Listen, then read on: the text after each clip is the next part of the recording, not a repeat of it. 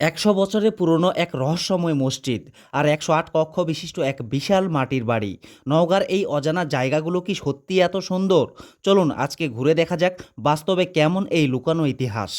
আসসালামু আলাইকুম বন্ধুরা, আমি জাস্ট আমিন। আজকে আমি নিয়ে যাচ্ছি আপনাদের নওগাঁ জেলার মহাদেবপুর উপজেলার এক অসাধারণ ভ্রমণে। আজকের গন্তব্য চকচাঁদ গ্রামের ১০০ বছরের পুরনো ঐতিহ্যবাহী মসজিদ এবং চেরাকপুর ইউনিয়নের ১০৮ কক্ষ বিশিষ্ট মাটির ঘর। শুরুতেই আমি আমার বাড়ি থেকে মোটরসাইকেল নিয়ে বের হয়ে পড়লাম। কিছুক্ষণের মধ্যেই আমার বন্ধু রবিউল আলম এসে হাজির। হঠাৎ করেই সে আমাকে একটা সুন্দর সানগ্লাস গিফট করলো। সানগ্লাসটা পরতেই যেন ভ্রমণের মুডটাই অন্যরকম হয়ে গেল। শুরুতেই বন্ধু আমাকে এই কালো সানগ্লাসটি উপহার দিল। Thank you. তো চলো যাওয়া যাক। ওকে বন্ধু, চলো যাওয়া যাক। আচ্ছা, এই যে আমাদের গাড়ি, আমরা এখন রওনা দেব। তারপর আমরা দুজন মোটরসাইকেলে উঠে রওনা দিলাম আমাদের গন্তব্যের দিকে। রাস্তা ছিল দারুণ, পাকা রাস্তা। মহাদেবপুর নতুন ব্রিজ, বকচত্বর, মাসচত্বর মোড় সব পেরিয়ে আমরা এগিয়ে যাচ্ছিলাম মাতাজি রোড ধরে। অবশেষে আমরা পৌঁছে গেলাম নাটশাল হয়ে চকচাঁদ গ্রামে। গ্রামে ঢুকতেই চোখে পড়ল বিশাল একটা পুকুর। পুকুরে তখন পানি নেই, কিন্তু এর আয়তন প্রায় ১৩ বিঘারও বেশি। ভাবছিলাম যদি এখানে পানি থাকতো তাহলে এই পুকুরটাই গ্রামের সৌন্দর্য কয়েক গুণ বাড়িয়ে দিত। আমরা পুকুরে নেমে একটু হাঁটলাম, কিছু সুন্দর ছবি তুললাম। গ্রামের এই নিরিবিলি পরিবেশ সত্যি মন ছুঁয়ে যাওয়ার মতো। এরপর আমরা গ্রামের লোকজনের কাছে জানতে চাইলাম ১০০ বছরের পুরনো মসজিদটি কোথায়। আমরা খাজুর থেকে আসছি এই যে মসজিদ দেখার জন্য। যান ভিতরে চলে যান, ভিতরে যাই লেখা আছে, সব কিছু লেখা আছে। ও আচ্ছা আচ্ছা, ঠিক আছে। তারা হাসি মুখে বলল, এই তো পাশেই। তাদের দেওয়া নির্দেশনা অনুযায়ী আমরা এগিয়ে গেলাম। অবশেষে আমরা পৌঁছে গেলাম সেই ১০০ বছরের পুরনো ঐতিহ্যবাহী মসজিদে। মসজিদের সামনে দাঁড়াতেই যেন একটা অন্যরকম অনুভূতি কাজ করছিল। এক শতাব্দীর ইতিহাস যেন নীরবে দাঁড়িয়ে আছে আমাদের সামনে। মসজিদের সামনে রয়েছে একটি বড় পাতাবাহার গাছ, পাশেই রয়েছে অজুখানা। সবকিছু খুব সুন্দরভাবে সাজানো। মসজিদের দেয়াল আর কারুকাজ সত্যি অসাধারণ।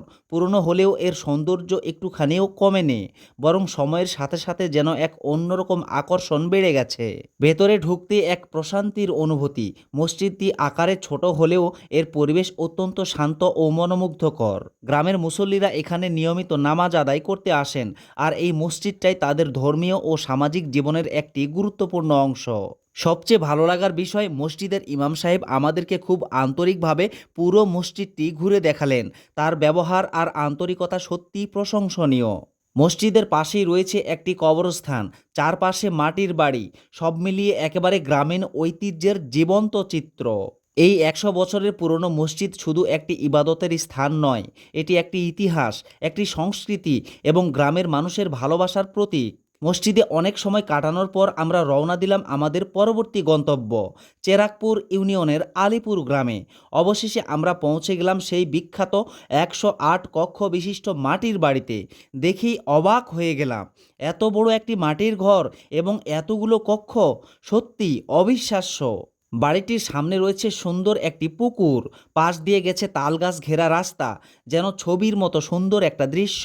এখানে দর্শনার্থীদের জন্য রয়েছে একটি সুন্দর পার্ক, যেখানে প্রতিদিন অনেক মানুষ ঘুরতে আসেন। আমরা পুরো এলাকাটা ঘুরে দেখলাম, প্রতিটি কোণেই ছিল এক আলাদা আকর্ষণ। সবকিছু ঘুরে দেখে মনটা সত্যিই ভরে গেল।